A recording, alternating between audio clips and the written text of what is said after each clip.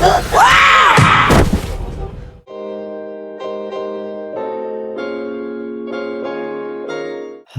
guys, para penikmat film dimanapun kalian berada. Sebelum kita masuk ke alur ceritanya, alangkah baiknya jika kalian menekan tombol subrek terlebih dahulu. Semoga rezeki kalian diganti berkali-kali lipat. Amin. Film kali ini menceritakan tentang wabah jamur yang sangat mematikan, di mana orang-orang yang terinfeksi pun akan kehilangan kendali atas diri mereka sendiri. Yang diceritakan bahwa virus jamur mematikan tersebut bersumber dari Jakarta, dengan dibintangi para artis senior dari Hollywood dan dibintangi salah satu artis senior dari Indonesia, yaitu Christine Hakim, yang tidak lain masih ada ikatan saudara jauh dengan saya. Ya udahlah, daripada kalian penasarin sampai ngelupain kalau ada cicilan di aplikasi Oren, kita langsung ke alur ceritanya.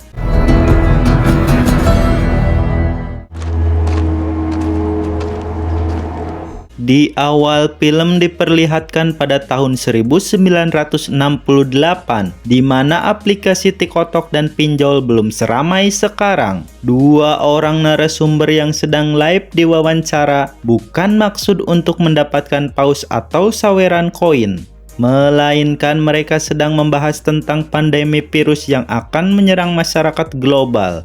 Salah satu narasumber yang bernama Dr. Neumann yang ahli dalam epidemiologi mengatakan bahwa manusia memang dari awal sudah berperang melawan virus, akan tetapi mereka selalu menang. Sedikit informasi singkatnya bahwa epidemiologi adalah ilmu yang mempelajari dan menganalisis tentang penyebaran atau pola dan penentu kondisi kesehatan penyakit pada populasi tertentu. Lanjut. Namun yang paling mengerikan menurutnya yaitu virus jamur. Karena memang jamur itu tidak berbahaya, namun ketika jamur dapat mengendalikan diri dan pikiran makhluk hidup tersebut, yang karena beberapa faktor keadaan dan suhu udara yang mendukung, bukan jutaan manusia lagi melainkan miliaran manusia yang dapat terinfeksi oleh penyakit tersebut.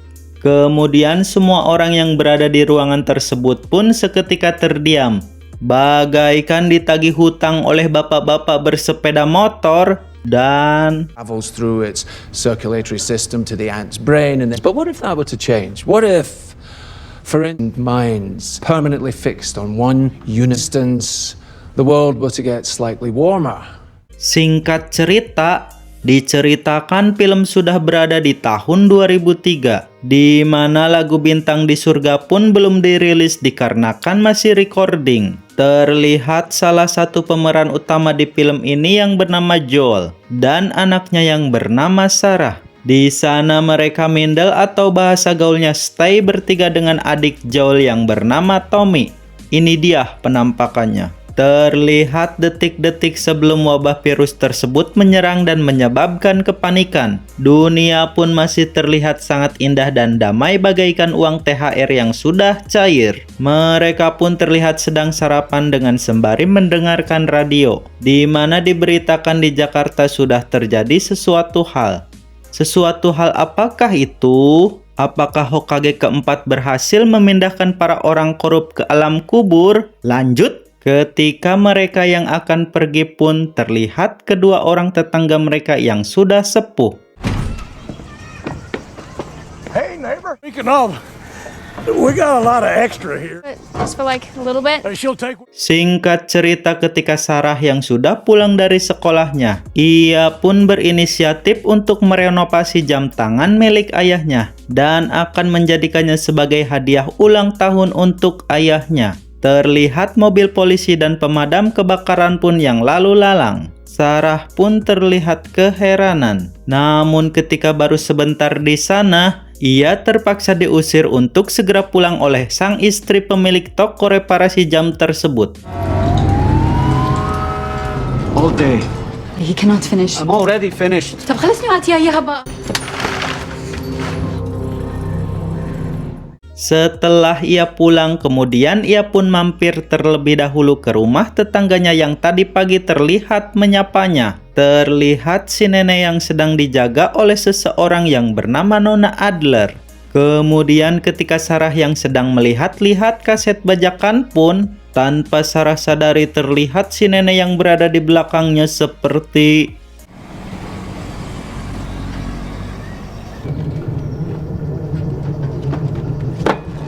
Ketika Sarah yang hendak pulang, ia pun memperhatikan si anjing yang sedang keheranan melihat si nenek tersebut. Singkat cerita, malam pun hadir. Setelah Sarah yang memberikan hadiah ulang tahun kepada ayahnya tersebut, mereka pun segera nobar film yang tadi Sarah pinjam dari Nona Adler. Namun sayang sekali, si Sarah yang ternyata tumor alias tukang molor, tidak lama setelah itu, adiknya yang bernama Tommy pun menghubungi dan mengatakan, "Tolongin aku Bang Joel, aku di penjara nih gara-gara main game Om Zeus." Kemudian Joel pun bergegas untuk pergi membebaskan adiknya Tommy.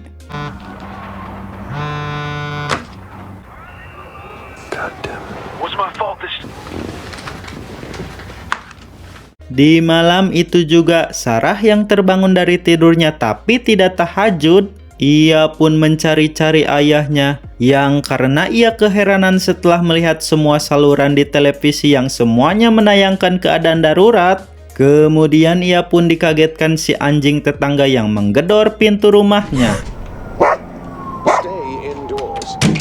Sarah yang terlihat polos pun berinisiatif mengantarkan si anjing kepada pemiliknya. Namun ketika ia memanggil yang empunya rumah dan melihat ke dalam, betapa kagetnya ia melihat si kakek yang tergeletak dan meminta tolong. Dan setelah ia dekati, betapa lebih mengagetkannya lagi ketika ia melihat si nenek yang sedang mukbang Nona Adler.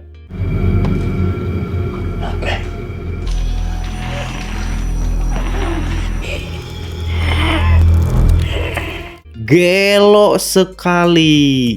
Bagaikan ninja dari Konoha, Sarah pun berlari secepat flash setelah melihat hal tersebut. Beruntungnya setibanya di luar rumah, Joel dan Tommy pun yang datang tepat waktu menyelamatkan Sarah.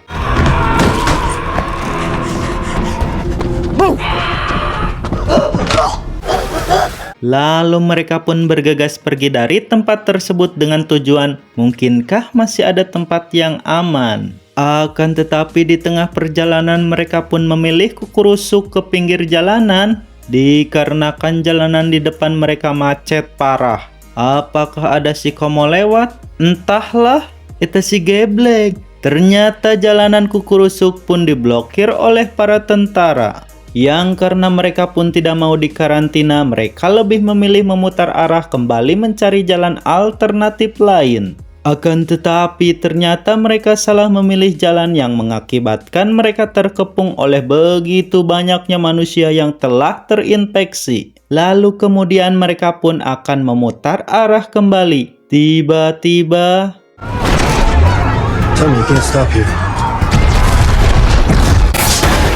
Cerat! Mobil mereka pun terkena hantaman benda keras dari pesawat yang jatuh tersebut. Kemudian ketika Joel dan Tommy terpisah, Joel pun yang akan menyelamatkan diri bersama Sarah dari tempat tersebut. Sialnya mereka terlihat oleh salah satu makhluk tersebut. Seketika Joel pun mengambil langkah 1000 bayangan dengan sembari membawa anaknya yang kini menjadi beban.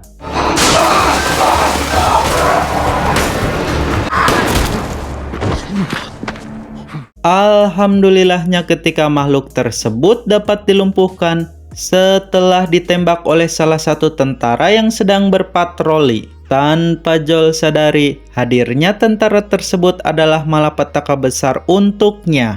Ketika tentara tersebut melaporkan pada atasannya bahwa mereka melihat 2 orang di pinggiran sungai, yang tidak lain 2 orang tersebut adalah Joel dan Sarah. Seketika tentara itu meminta maaf dikarenakan ia harus mematuhi perintah atasannya. Dan Tommy pun datang sedikit terlambat, meskipun pada akhirnya ia berhasil melumpuhkan tentara tersebut. Akan tetapi Joel pun harus menerima kenyataan yang begitu teramat pahit. ketika satu-satunya putri kesayangannya harus terkena tembakan dan akhirnya tertidur untuk selamanya di pangkuannya sendiri. Kemudian 20 tahun berlalu dari kejadian tersebut, tepatnya pada tahun 2023 di Boston. Terlihat ada seorang anak kecil yang mendekati zona karantina di daerah tersebut. Setelah anak tersebut diperiksa,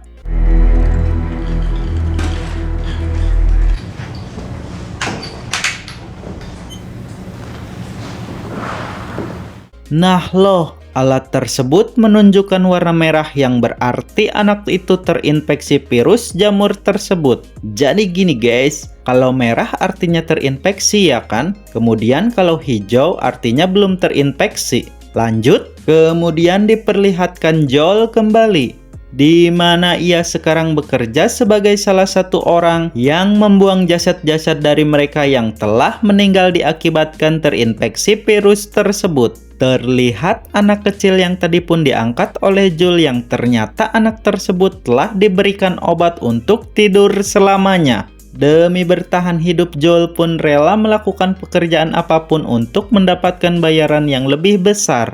Kemudian terlihat Joel yang sedang berada di tempat pengadilan militer untuk orang-orang yang melanggar zona karantina tersebut. Yang ternyata Joel yang sekarang menjadi orang yang cukup berpengaruh dalam hal menyelundupkan sesuatu, di mana di tempat tersebut ia bertukar sesuatu dengan salah satu penjaga di sana. Yang ternyata Joel sedang membutuhkan sebuah aki untuk menghidupkan mobil yang akan digunakannya mencari jejak Tommy adiknya. Usut punya usut, kini zona karantina terbagi menjadi beberapa kelompok. Ada 2 kelompok yang menamai kelompok mereka, yang salah satunya bernama Pedra dan Firefly yang menguasai daerah tersebut. Perkenalkan, ia adalah Tess, teman hidupnya Joel di masa sekarang, di mana Tess yang sedang berkeluh kesah kepada Robert yang ternyata aki yang dibutuhkan oleh Joel tersebut telah dijual kepada orang lain. Dan paid you for it, you sold it to someone else, and you spend my money. I mean, setelah ledakan keras yang menghantam tempat tersebut, akhirnya Tess pun berhasil keluar dari sana. Akan tetapi di luar sana ternyata sedang terjadi konflik antara kelompok Pedra dan Firefly. Alih-alih Tess yang akan menyerahkan diri, akan tetapi ia harus rela ditangkap oleh kelompok Pedra yang karena ia dianggap sebagai salah satu anggota dari Firefly. Kemudian di tempat lain terlihat seorang anak kecil yang bernama Veronica ditawan oleh kelompok Firefly. Kembali kepada Joel yang sedang menemui seseorang untuk menemukan informasi tentang keberadaannya Tommy adiknya, yang kemungkinan Tommy berada di daerah Wyoming, daerah di mana banyak penjara dan penjual budak di sana. Akan tetapi Joel dengan yakin untuk pergi ke sana setelah mendapatkan informasi tempat yang kemungkinan Tommy adiknya berada. Setelah berada di rumahnya, Joel pun terlihat melihat peta untuk mengetahui jalur mana saja yang akan dilaluinya. Singkat cerita, setelah Tess pulang dan bertemu dengan Joel, ia pun mengatakan bahwa apa yang dibutuhkan oleh Joel telah dijual kepada orang lain. Lalu dengan perlahan Tess memberikan pengertian kepada Joel untuk mencari apa yang seharusnya ia dapatkan dengan melakukan pencariannya secara diam-diam dan rapi. the guys who jumped me were with. Shake it off. Can we go get our cards back? Perkenalkan, ia adalah Marlin, pemimpin dari Firefly cabang Boston, yang menerangkan kepada bawahannya bahwa mereka sekarang sedang melawan kediktatoran militer yang membutuhkan banyak waktu untuk bisa menang. Kemudian Marlin pun menjelaskan bahwa di malam harinya semua anggota Firefly akan meninggalkan daerah tersebut. Bukan untuk berhenti ataupun kalah melawan, melainkan mereka harus mengamankan anak kecil yang bernama Veronica tersebut. Siapakah gerangan anak tersebut? Apakah ia seorang spesies yang langka? Kemudian berpindah kepada Joel dan Tess yang telah mendapatkan informasi tentang apa yang ia cari berada di sebuah gedung yang berlabel merah, Dan kemudian mereka pun bergegas untuk pergi ke tempat tersebut. Kemudian Marlin yang terlihat sedang bersama Veronica alias Ellie tidak pakai sugigi. Ia mengatakan bahwa di malam harinya mereka akan pergi meninggalkan Boston serta akan pergi membawanya. Yang karena Marlin telah mendapatkan informasi dari anggota Firefly yang lain bahwa Veronica memiliki tujuan yang jauh lebih besar dari apa yang mereka bisa bayangkan. Tujuan apakah itu? Yang kemungkinan jika Ellie mengatakannya kepada orang lain, nyawanya sendirilah yang akan menjadi taruhannya. Safest, and you were safe there until you decided to sneak out. And terrorists, to tell you, cannot be repeated to anyone. Kemudian di tempat berbeda, terlihat Joel dan Tess yang memasuki sebuah gedung demi mencari barang yang mereka butuhkan. Lalu Tess pun terkaget-kaget melihatnya, meskipun makhluk tersebut sudah mati mengering. Setelah mereka menyusuri gedung tersebut, akhirnya mereka pun menemukan Aki yang mereka cari dalam keadaan yang sudah rusak. Yang dikarenakan setelah adanya aksi saling tembak-menembak antara kelompok Robert dan Marlin, yang mengharuskan Robert tewas di tempat tersebut. Setelah ditelusuri oleh Joel, ternyata Marlin lah yang membutuhkan Aki tersebut selain dirinya. Yang ternyata mereka pun telah saling mengenal dan kemudian saling menyapa. Marlene? You okay? Kemudian Marlene pun meminta bantuannya Joel dan Tess untuk mengantarkan Ellie ke tempat yang disebut dengan All State House, di mana tim Firefly yang sudah menunggunya di sana. Dengan imbalan jikalau Joel dan Tess dapat mengantarkannya, ia akan mendapatkan semua apa yang ia butuhkan.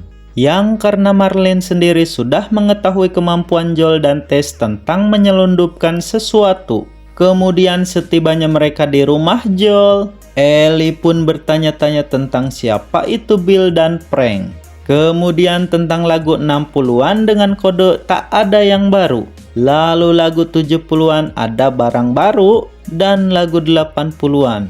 Akan tetapi Joel pun yang tampak kesal hanya diam dan menyuruhnya beristirahat. Kemudian setelah Joel terbangun dari tidurnya, Ellie pun mengatakan jikalau radio tersebut menyala ketika ia tidur dan terdengar lagu di era tahun 80-an yang diartikan oleh Ellie bahwa sedang berada dalam kondisi berbahaya dengan melihat dari ekspresinya Bang Joel. Ketika Joel pun akan mengatakan sesuatu kepada Ellie, obrolan itu pun terpotong dikarenakan kedatangan Tess yang menyuruhnya untuk segera bersiap.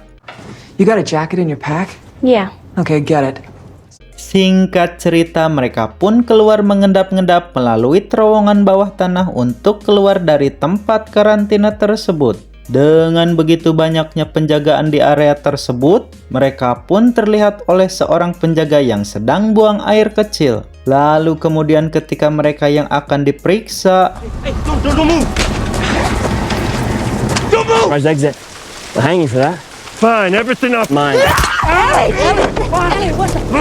Joel pun kembali teringat akan kejadian di masa lalu setelah cahaya dari senjata penjaga tersebut yang menyoroti ke arah wajahnya. Dan